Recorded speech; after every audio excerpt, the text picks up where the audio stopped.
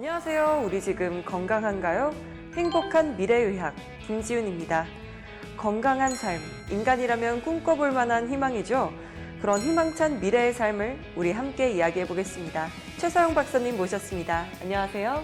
네, 안녕하세요. 반갑습니다. 네, 오늘은 어떤 미래의학 이야기 나눠볼까요? 날씨가 추워지면은 좀 평소보다 걱정되는 그런 질병이 있죠. 갑작스러운 심장 정지로 인해서 돌연사 환자들이 최근에 너무 많아지고 있습니다. 그래서 오늘 돌연사의 전반적인 이유에 대해서 살펴보는 그런 시간을 갖도록 하겠습니다. 네, 맞습니다. 이렇게 추워질수록 무서워지는 질병이라고 하는데요. 특히 심혈관계 질환으로 이렇게 뜻밖의 죽음을 맞이하시는 경우들이 많은 것 같아요. 네, 추우면 특별히 이제 그런 현상이 생기는데, 온도가 한 10도 정도 떨어지면 돌연사의 확률이 20% 가까이 올라간다는 그런 보고가 있습니다. 네, 정말로 무서운 이야기네요. 소리 없이 찾아와 목숨까지 위협하는 심혈관 질환 이야기. 평소엔 정말 건강하셨던 분이 갑자기 쓰러지셨어요. 갑자기 쓰러지신 이유는 뭔가요? 네, 급성 심장 박동 정지로 인해서 그런 것이죠. 사망으로 이어질 수 있는 아주 긴박하고 무서운 그런 상황이라고 볼 수가 있겠습니다. 네, 이렇게 돌연사하면 심장마비, 예기치 않았던 이별 이런 단어들이 전 그렇죠. 떠오르는데요. 돌연사의 정확한 정의가 어떻게 될까요? 임상적으로 그 별탈 없이 일상생활을 잘 하시던 분들이 갑자기 증상이 발현하면서 1시간 이내에 사망하는 경우로 정의를 하고 있습니다. 대부분이 그 심장 박동이 정지되는 그런 것으로 인해서 이제 돌연사로 이어지는 것입니다. 네, 갑작스러운 사망이고 이게 또 1시간 이내에 일어난다니 현대인들이라면 정말로 두려워할 것 같은데요. 네, 사실 그렇죠.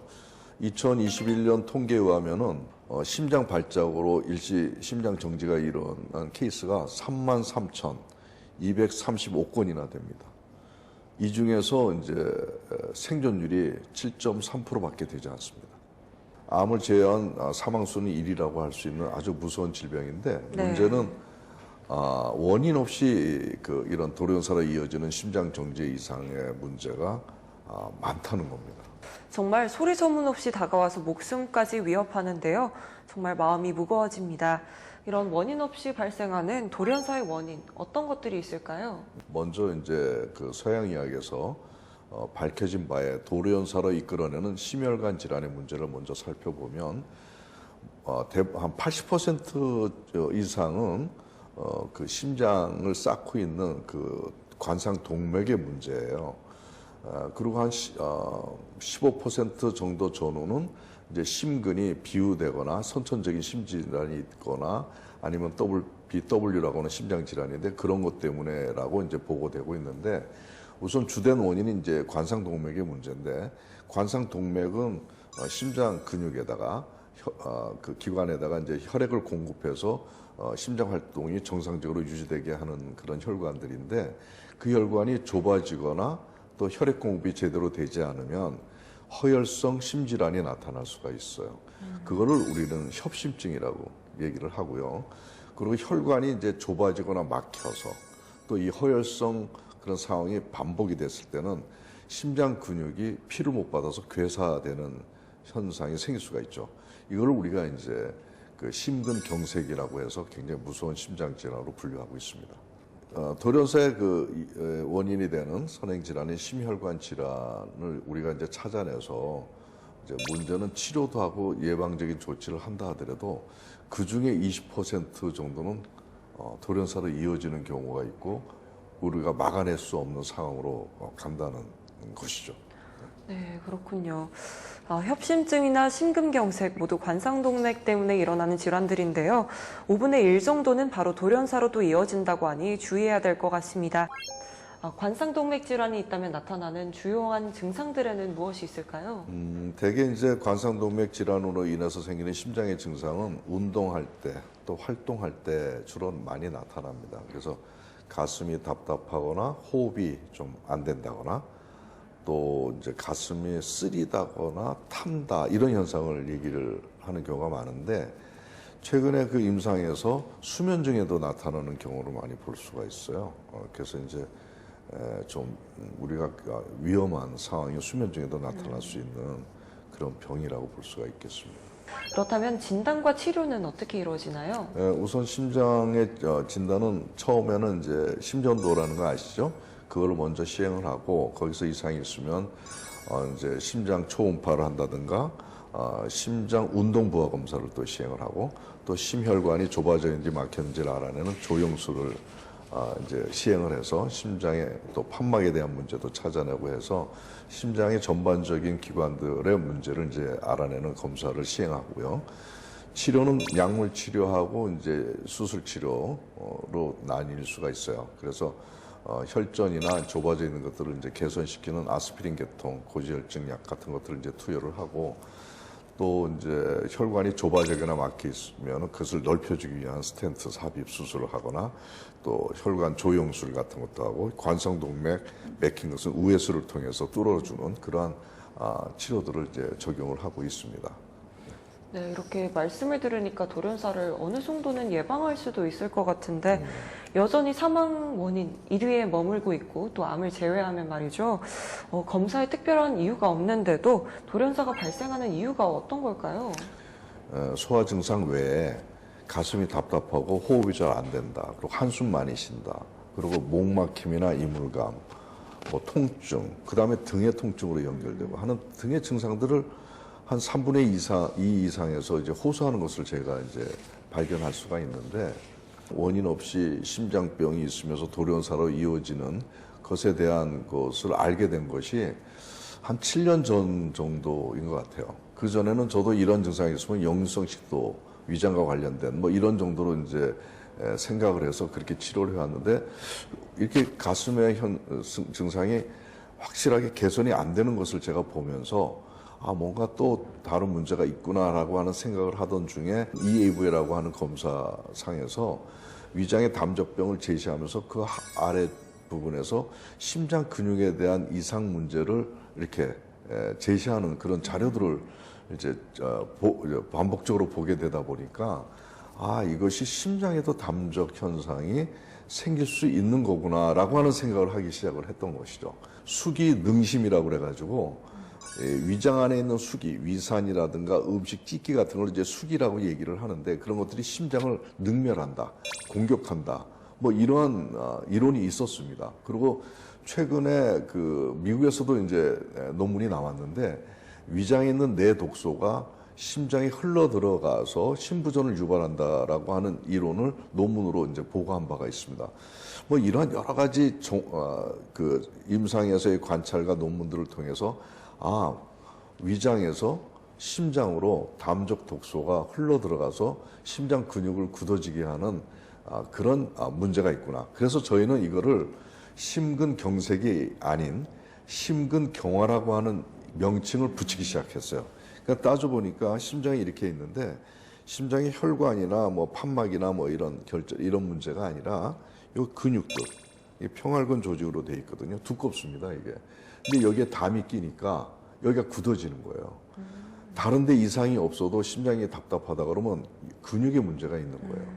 또 다른 데 이상이 있어서도 근육까지 문제가 된다면 약을 먹어도 돌연사 할 수 있는 거라는 거죠. 근데 이런 사실을 밝혀내게 됐는데 바로 그래서 이제 심장의 근육이 굳어지는, 담적으로 굳어지는 심근경화병이 우리가 그동안 알지 못했던 돌연사의 또 다른 이유였다. 그 실체를 우리가 이제 알게 된 것이죠. 그렇다면 박사님, 이미 굳어진 심장 근육을 치료할 수 있는 방법은 없나요? 네, 그래서 저희는 이제 우선 그 위장의 담적이 심장으로 흘러 들어가는 거니까 이제 그림을 보면 알겠지만 우리가 위장의 그 담적으로 인해서 역류가 되게 식도로만 되는 줄 알았는데 심장이 약한 사람은 심장으로도 역류되는 거고 간을 통해서도 같이 담적이 가서 있다는 사실을 알게 된 것인데 그래서 우선 그 심장 근육의 담적의 뿌리라고 할 수 있는 위장의 담적부터 제거를 해야 되겠죠. 그렇게 되면 제거가 되면 심장으로 역류되는 그것이 적어질 것이고 담적이 가지 않으니까 심장의 환경이 아주 깨끗해질 수 있겠죠. 그러면서부터 치료는 시작이 되는데요. 그리고 기존에 이제 담적이 껴 있으면 심장의 기관 자체에 많은 손상이 있기 때문에 심장에 껴 있는 담적도 빼내고 거기에다가 이제 혈액 순환을 시키는 약과 진액을 공급해주는 약을 같이 공급을 합니다. 그렇게 되면 심장 근육이 튼튼해지고 또 심장에 여러 가지 탄력 같은 것들이 생겨가지고 심장 호흡장이라든가 돌연사로 이어질 수 있는 부분들을 많이 예방할 수 있는 그런 효과를 볼 수가 있습니다. 그 다음에 대개 이제 심장 정지가 되는 경우에서 과도한 운동도 있지만 지나친 스트레스와 쇼크 또는 분노 이런 것들이 심장을 그렇게 갑작스럽게 정지시키는 이유가 되기도 하거든요. 그래서 항상 평상시에 스트레스에 대해서 너무 민감하거나 화를 잘 내는 사람들이 심장 발작이 잘 일어나요. 그래서 그때는 간에 우리가 스트레스를 받으면 열받는다고 그러잖아요. 그 열이 간에 생기는 겁니다. 그럼 간에 열이 생기면 간의 화가 심장을 공격해서 위로 올라가가지고 그런 문제를 만들어내서 그런 경우에는 간에 열을 내려주면서 심장이 편안해지게 하는 그런 치료를 같이 병행을 하고, 그다음에 또 하나는 오래도록 이제 심장에 담도 끼고 심장이 안 좋고 그러면 자체 내에서 나쁜 피들이 많이 생겨요. 혈전 물질이라고 볼 수가 있죠. 근데 보이지 않는 것도 꽤 많습니다. 근데 이런 것들이 혈관에만 있는 게 아니라 근육에도 있고 다른 심장 기관에도 다 껴 있는 거기 때문에 이런 것들을 제거하는 그런 치료를 하는데, 문제는 되게 아스피린 계통의 약을 쓰지 않습니까? 근데 문제는 아스피린을 써서 좋은 분들이 대부분이지만 간혹 그것 때문에 소화 안 되는 부작용을 가지고 호소하는 분들이 꽤 많아요. 돌연사의 또 다른 원인, 심근경화와 싸우고 있는 분들의 이야기 준비해봤습니다. 왼쪽 가슴에 따끔거리는 게 불꽃이 튀는 증상처럼 톡톡톡 이렇게 따끔따끔이 있었어요. 그리고 가슴에는 안개가 자국하게 끼어서 답답한 먹먹함 그런 증상도 있었고, 그리고 근육통처럼 쪼이는 느낌 그런 느낌이 있어서 걸을 때 피고 걷지를 못했던 것 같아요. 그리고 이제 밥 먹을 때도 여기가 타는 증상이 있었거든요. 그래서 내시경을 이제 받았어요.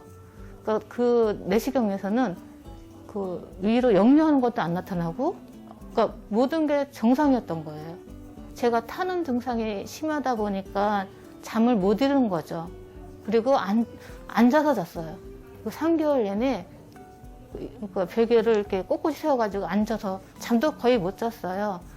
근데 이제 치료하면서 받으면서 좋아지니까 이제 점점 제가 눕게 되더라고요. 또 잘 먹고 운동도 하고 제 몸을 리셋한다 이런 생각으로 지금 살고 있어요. 돌연사로 이어질 수 있는 심근경화를 예방할 수 있는 방법이 있을까요? 심근경화나 심장질환의 그 원인이 담적과 관련이 있다고 얘기했잖아요. 그래서 우리 시청자 여러분들께서는 심장에 평상시에 문제가 있다고 생각하면 반드시 식습관부터 교정하는 시작을 하도록 하세요. 그래서 꼭꼭 40번 이상 씹고 과식하거나 폭식하는 것을 기피하고, 그다음에 밥 먹고 자는 거 이런 것들도 좀 조절하시는 것이 우선 굉장히 중요하고요. 그다음에 이제 심장에 산소가 필요합니다. 네. 산소를 많이 듬뿍 받아야 아주 활성화가 되고 노폐물 배설도 잘 되거든요. 그래서 심장 근육에 산소를 공급하기 위해서 공기 좋은데, 피톤치드, 등산 이런 데 가서 좋은 공기를 마시는 것도 평상시에 좀 틈틈이 하시는 것이 좋고, 저는 이제 걷기 운동을 많이 권합니다.